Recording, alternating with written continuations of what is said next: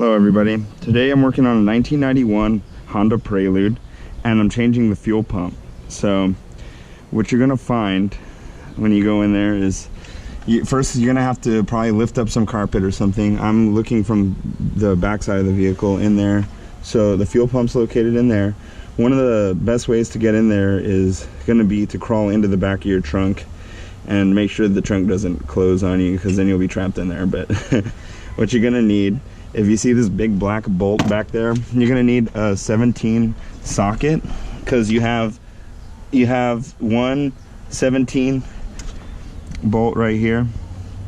This bolt, it's the big one, it's a 17, and then you're gonna have 6 of these smaller 10 millimeter nuts. So first thing you're gonna do is you're gonna disconnect the negative on your battery, then just for safety purposes, or remove the battery, it doesn't matter. And then when you go in there, you're gonna find that you have some carpet or whatever. You're gonna have to pull the carpet up or whatever. I had like this custom box thing over there that somebody put in there. But anyway, let me get the camera and I'll put it in here so you can see what you're looking at here. So in there, I've already removed it. So you have 6 studs, threaded studs, that these 10 millimeter nuts are gonna go on top of. So once you remove 6 of those little things like that with the 10 millimeter, and you remove the big bolt in the middle, it's going to be holding the hose. I guess it's like a return line or something, I don't know. But anyway, just make sure you don't lose these 2.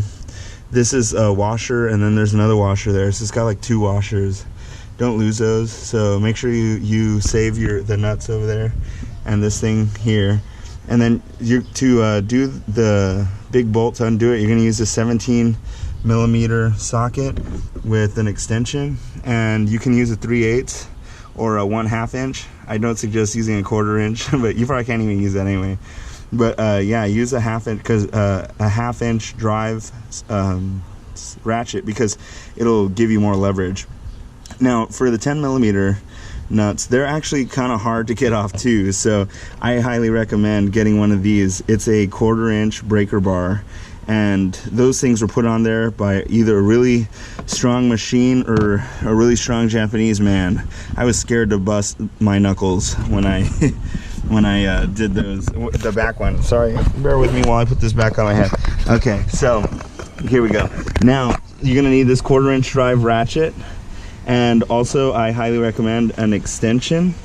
This is 3 pieces here. So you have the 10 millimeter thing here, then you have the little U-joint and a 1/4 inch drive extension, and then the ratchet, and you're going to use this to get to the one in the back. So don't do it unless you have either something like this, the U-joint and an extension, or if you're feeling super brave, you think you're really awesome, you can, hello grandpa, you can use something like this, but you're not going to be able to break it free with this. I wasn't able to, but if you think you can, you have really good grip, then go ahead and try it. So once you undo those, you're also going to need to undo a fuel line that has like a little clamp. You're going to have to undo the fuel line with this thing. It's like, you'll see it, you have to squeeze the clamp, and then once you move the clamp all the way to the left, you know, because you're going to be working from the trunk, you're obviously not going to be in the back seat, and you're going to move that clamp all the way to the left. Then what I did, because the hose was like frozen on there, I got this thing, the 17 millimeter socket, and I just pushed the hose all the way to the left really hard, push on the hose, and just kind of, you know, go at it. You can also try and use a flathead, but I didn't want to damage the hose because it looks kind of hard to replace. So I just kind of, you know, hit the hose with this thing, and eventually it let go. You could maybe spray something in there, but I would try to do it first like this with these tools. Use this blunt edge or something blunt to try and push on it, you know, like this. You could push the hose, and once you get that off, you undo this big bolt and the 6 little 10 millimeter nuts. Then you'll be free to lift the fuel pump out. And so what you'll notice, first you have to disconnect this little electrical connector though too. So you'll have a little boot over this.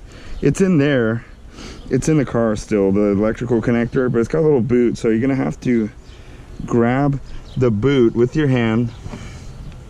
So let me put this down. So you're gonna grab the boot and pull up and towards you, I believe, and then you'll be able to see this, and you can just grab it and wiggle it out. And once you do that, then you're not gonna be able to get the fuel pump out really easy. It's really difficult, actually. So when you get the bolt off in the middle and the 6 nuts off and the connector, you'll be able to grab this thing and it'll just lift out of the gas tank. So you'll grab it and then pull up and it'll easily come off of the thing. But what you'll find is that this thing does not want to come out of the tank, because look at all this junk in the way. That's the way fuel pumps are built, right? We still haven't figured out how to make it easy to take these dang things out of the gas tank. So you're gonna pull it up, and then what I did was I turned it counterclockwise, not like a clock, not like that. I turned it counterclockwise, and then it kind of pulled up a little, and you know, just kind of wiggled it. But look, let me show you. First, it's gonna start off like this, and then look at the fuel pump. Look at how mine is, so that you know what you're dealing with, what this thing looks like when it's in the tank. So clockwise up, and then when I was free, when I cleared the edge of the thing in there, when I cleared the edge of the white, the paint, wherever that is, the metal, once this part cleared the edge, that's when it started to feel a little bit easier to move around. So don't break it, don't pull really hard. And once you lift it up and you clear that thing, just kind of turn it, and just, it's kind of like a puzzle, okay? You gotta 3D manipulate it, and when you get it out, then this sock comes out last. The sock comes out last, and then you can just take it out. And then from there, what you'll find is, if you got the right fuel pump, because I got the wrong one. So first off, let me show you something really quick. So, because O'Reilly's gave me this one, okay? This one, if you have a 1991 Prelude 2.0S, this is the wrong fuel pump. So if you got the one that looks like this, take it back. It's wrong. It's the wrong part. So I have to return this one. But I wanted to show you while I still had the wrong fuel pump in my possession, okay? So that way you learn from my misfortune. So what you'll find is that this black thing,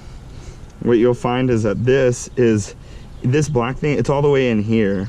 It's all the way in this thing. But right now, I'm just showing you for educational purposes. You just grab the fuel pump, and this is your old one that you're changing it, you pull this to the left. So hold on to this and then pull this to the left, and it'll come free on its own, okay? Next thing, this little rubber thing, it just lifts off. There's nothing holding it in place, okay? Just a bunch of friction. Okay, then next thing you're gonna see is on here, there's a little clip, and this little ring clip, I just went underneath it with a screwdriver and pried up and towards me, and then the little clip came off.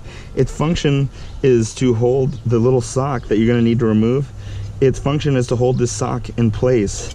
So if you try and pull this sock off without knocking that clip off first, you're probably gonna break this sock, and you're gonna have to order a new one. You're gonna be pissed if this is your only car. So remove the little clip first.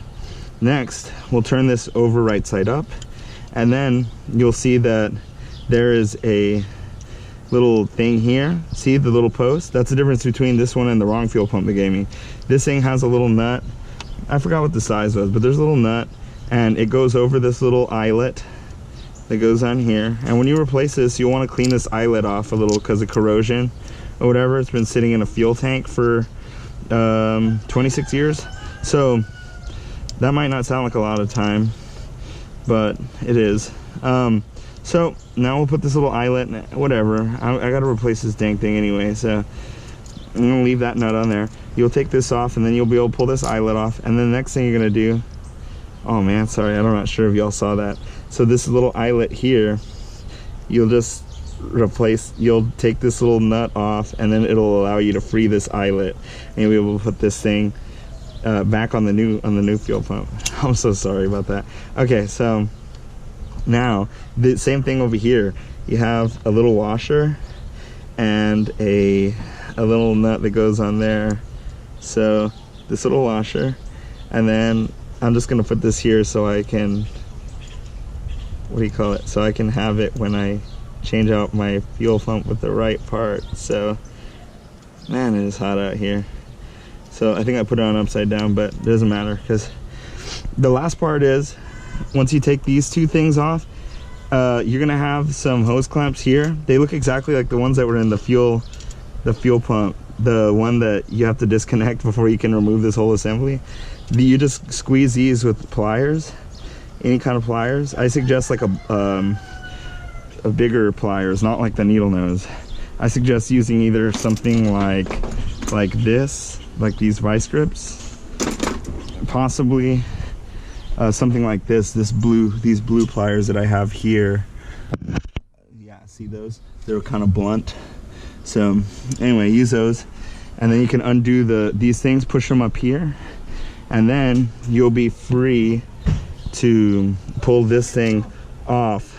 You can pull this out, wiggle it out, and then you'll be able to put the new fuel pump in there, connect these two things, and then put the clamps, one here and then one here, and then you can replace it the way it went in. And the way it goes in is, well, you have the sock that I took off. So let me put the sock on here. The way it goes in, the way you always start a fuel pump when you put it back in there, you put the sock in first and then manipulate it in. And eventually when it goes in, remember, you're going to turn it clockwise. Turn it clockwise until it starts like this. Now, this being the trunk of the car where you're standing. So then you'll connect this again, put the clamp on here, then you'll put this connector, you'll put the 17mm thing back on there, and these 10mm bolt nuts over the studs.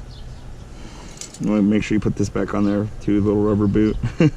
And put the little clip on the sock. Your new fuel pump should come with a little clip to put on here before you slide this and the whole thing back together. And then connect the battery on your car, or put the battery back in your car, and then your car should start up. Now you have fuel pressure. So thank you for watching the video. I hope that this was informative and very good information for you, I guess. That's what I meant to say. I hope this helps you out. Thank you for watching. Have a great day.